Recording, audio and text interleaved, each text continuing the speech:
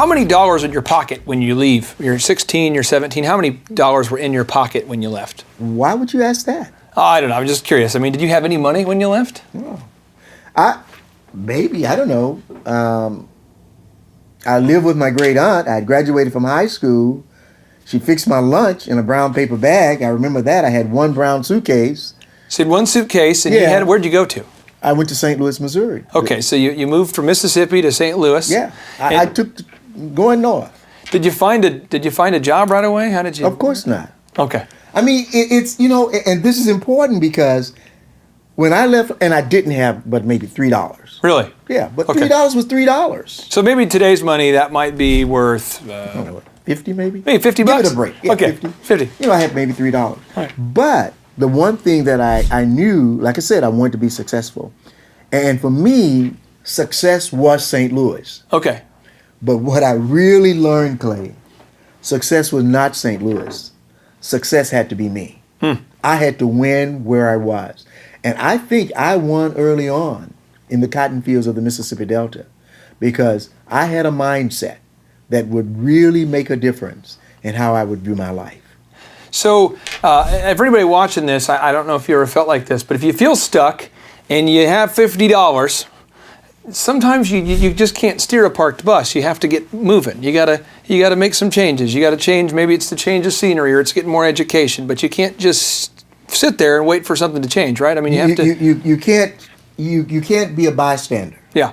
I mean, if you really want, taking your word, if you really want to thrive, you cannot afford to just simply be a bystander to life. You got to jump into life and add your input. Kind of make it up on the way as you go. I mean, you jump in and then you just kind of figure it out as you go. I don't think you make it up. I don't think you make it up. I think life happens as you go. Okay. And because you are determined to be successful, you handle the happenings of life differently.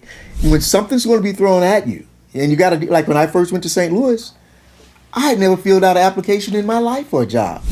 You don't fill out applications to pick cotton. So I had to fill out an application.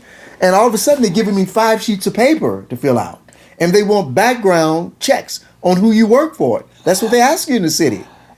So you just put not given. Not given. I had to say not applicable. Not applicable. Okay. But you had 3 pages of not applicable, which meant it took me a while to get a job.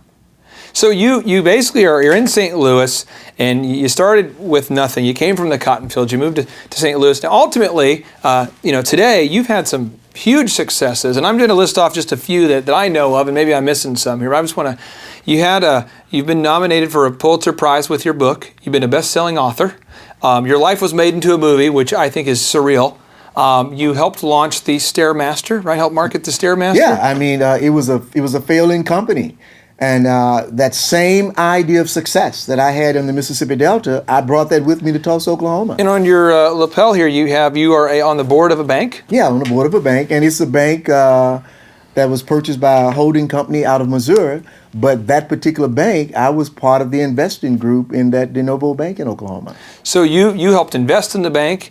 You also are a member of an exclusive country club in Tulsa. Why would you want to bring that up? I'm bringing it up because I as a kid, I never really went to country clubs, and I remember one of our first interactions where I really got a chance to know you. You took me to Southern Hills Country Club, and it made a huge impression on my life. And so I remember that. I'm like, well, I think it made a huge impression on my daughter's life when she was alive. She called it the big restaurant. The big restaurant. Yeah. Was there any other successes that you can think of? I know you've addressed the Supreme Court, which is a huge honor. You've been asked to speak at Harvard. Any other honors that just in your mind that just kind of blew you away?